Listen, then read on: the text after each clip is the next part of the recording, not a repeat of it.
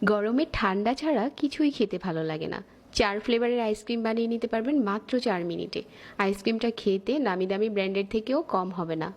আপনার হাতে বানানো আইসক্রিমটা খেতে আরও বেশি টেস্টি হবে। 1 কাপ নিয়ে নিচ্ছি হুইপ ক্রিম। হুইপ ক্রিমটা ডিপ ফ্রিজে রেখে ঠান্ডা করে নিয়েছিলাম 1 ঘন্টার জন্য।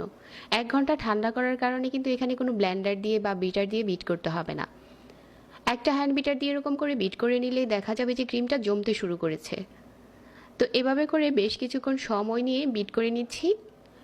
আর ক্রিমটা এখন এরকম হয়েছে, জমে গেছে। আপনারা কিন্তু যে কোনো ব্র্যান্ডের হুইপ ক্রিমটা নিতে পারেন।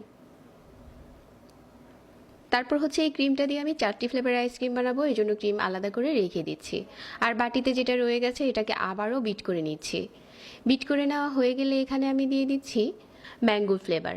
আর এই ম্যাঙ্গো ফ্লেভারটা আমি কিভাবে বানিয়েছি, ম্যাঙ্গোর ট্যাংটা হচ্ছে আমি 3 চামচের মতো নিয়ে 1 চামচ পানি দিয়ে গুলিয়ে তারপর এখানে দিয়ে দিচ্ছি। এটা হুইপ ক্রিমের সাথে মেশার পর দারুণ একটা ফ্লেভার এসেছে। ট্যাং পাউডারটা এভাবে করে ঘন করে গুলিয়ে ক্রিমের সাথে দিয়েও আপনি আইসক্রিমটা বানাতে পারবেন। খেতে দারুণ টেস্টি হয় আর ফ্লেভারটাও ভালো আসে। এখন বানিয়ে নিচ্ছি আমি স্ট্রবেরি ফ্লেভার। ক্রিম নিয়ে নিলাম আর সাথে ফ্রেশ স্ট্রবেরি জেলি দিয়ে দিচ্ছি প্রায় 3 চামচ। ভালো করে নেড়েচেড়ে মিশিয়ে নিচ্ছি। তো এভাবে করে বানিয়ে নিতে পারেন স্ট্রবেরি ফ্লেভারের আইসক্রিম। আবার চাইলে এখানে ফ্রেশ স্ট্রবেরি দিয়েও ব্লেন্ড করে দিতে পারেন।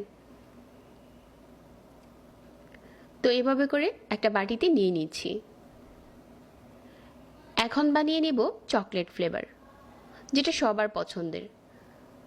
যে কোনো ব্র্যান্ডের চকলেট একটুখানি গলিয়ে তারপর ক্রিমের সাথে একসাথে করে নেবেন।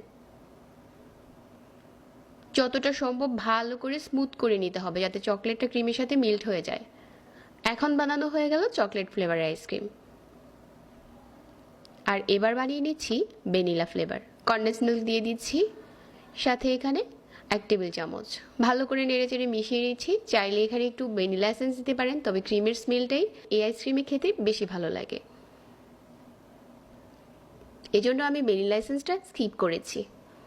সেমভাবে বাটিতে নিয়ে নিলাম আর আমাদের 4 ফ্লেভারের আইসক্রিম রেডি।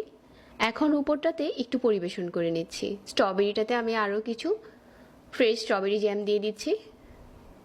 এটা খাওয়ার সময় খেতে ভালো লাগবে। ভালো করে নেড়েচেড়ে মিশিয়ে নিচ্ছি আর এখন দারুণ একটা স্ট্রবেরির কালার এসেছে। এখন ভ্যানিলাটাতে বাদাম কুচি আর কিশমিশ কুচি দিয়ে দিচ্ছি। চকলেট ফ্লেভারের উপরেও একটু দিয়েছি, এটা অপশনাল, চাইলে স্কিপ করতে পারেন। দিলে খেতে স্বাদ ভালো আসে। এখন বাটিগুলো এরকম করে ঢেকে রেখে দিচ্ছি। ডিপ ফ্রিজে রেখে দিয়েছিলাম 8 ঘন্টা।